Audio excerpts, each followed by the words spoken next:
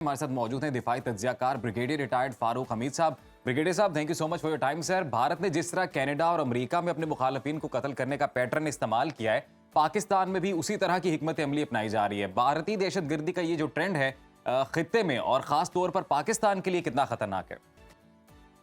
बहुत शुक्रिया। देखें, ये कोई पहली मर्तबा नहीं है।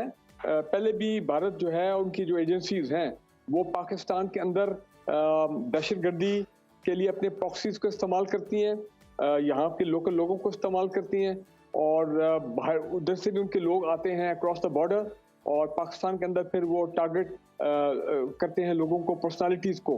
अब तो ये बड़ा खुल के चीज़ सामने आ गई है और वही जिस तरह आपने कहा कि पैटर्न तो वही है।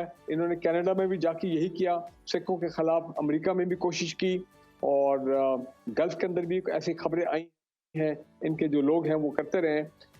देखें, कुलभूषण यादव वाला अभी भी हमें वो याद है कैसे चाबहार से उन्होंने अपना दहशतगर्दी का ये अपना नेटवर्क बनाया था, फिर हमने उनको उसको बिल्कुल डिस्ट्रॉय किया।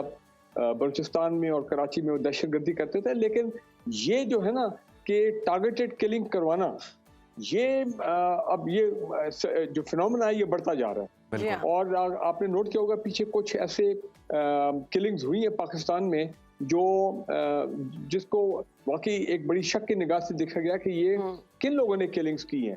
तो अब ये चीज़ें सामने आ रही हैं कि उनके जो लोकल सहूलतकार हैं या उनके अपने लोग जो हैं रॉ के एजेंट, वो पाकिस्तान में पकड़े गए हैं। पाकिस्तान ने, आपको मालूम है कितनी मरतबा यूनाइटेड नेशंस या यूनाइटेड नेशन सिक्योरिटी काउंसिल और इंटरनेशनल जो इदारे हैं, फोरम, वहाँ पे डोजियर सबमिट किए हैं जो कि ये तमाम इंडिया की जो स्टेट स्पॉन्सर्ड दहशतगर्दी है, चाहे वाया अफगानिस्तान या केपी में, बलूचिस्तान में, या फिर अपने लोकल यहाँ पे एजेंट्स के थ्रू जो गैर मुस्तहकम करना, टारगेटेड किलिंग्स करना, इन तमाम के सबूत जो है कितनी मरतबा हम इंटरनेशनल फोरम्स को पेश कर चुके हैं। बिल्कुल। और बात यह है कि अब तो अमेरिका और कनाडा में वाक़यात के बाद तो ये क्लियर हो गया इंटरनेशनल कम्युनिटी को भी कि इस किस्म के जो किलिंग्स हैं, टारगेटेड किलिंग्स, उसमें डेफिनेटली इंडियन एजेंसी जो है रॉ वो ये करवा रही है और वो लोगों को टारगेट कर रहे हैं इस तरह।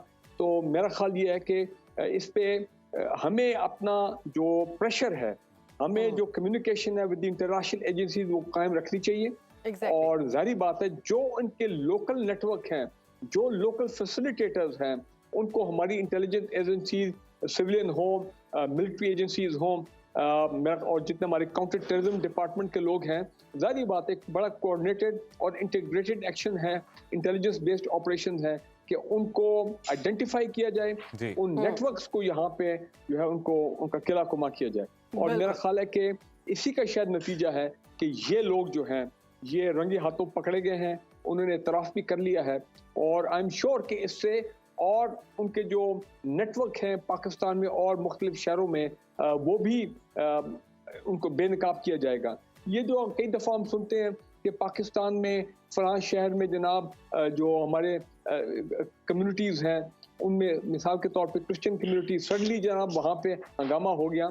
तो अब तो मेरा ख्याल है इसको भी हमने इस एंगल को देखना चाहिए कि पाकिस्तान में इस तरह के जो वाक़यात होते हैं जिसमें लोकल लेवल पे कम्युनिटीज़ को आपस में कम्युनिटीज़ को टारगेट किया जाए ताकि मुल्क में लोग जो हैं मुख्तलिफ फेथ के वो आपस में उलझें और जो हालात हैं और गैर मुस्तहकम किए जाए, एनार्की की तरफ ले जाया जाए। तो इसमें बिल्कुल ये एक इसको आप रूल आउट नहीं कर सकते। और आजकल के दौर में खासकर जबकि पूरी पाकिस्तानी कौम इलेक्शंस की तरफ जा रही है और सब पॉलिटिकल पार्टी बाहर निकली हैं, इलेक्शन कैंपेन कर रही हैं, तो ऐसे वक्त पे तो हमें हमारी सिविल और मिलिट्री एजेंसीज को तो मेरा ख्याल है भी वो कर भी रहे हैं, और भी ज्यादा अलर्ट रहना पड़ेगा। आवाम को भी अलर्ट रहना पड़ेगा कि वो देखें कि कौन से ऐसे शरपसंद अनासर हैं, मशकूक लोग हैं जो इन हालात को खराब करने की कोशिश कर रहे हैं, खराब करने की कोशिश की जा रही है हालात को। ब्रिगेडियर साहब, इससे पहले कनाडा में भारतीय दहशतगर्दी का मामला उठा चुका है कनाडा, अमेरिका में भी बरतानवी जो भारतीय मंसूबा किया गया बेनकाब हो चुका है। कुलभूषण यादव भारत की पाकिस्तान में दहशतगर्दी का जीता जागता सबूत है। अब भारतीय एजेंट्स पकड़े गए हैं पाकिस्तान में, इस पर आलमी बिरादरी भारत के खिलाफ कोई एक्शन लेगी और भारत का मुहासिबा करेगी?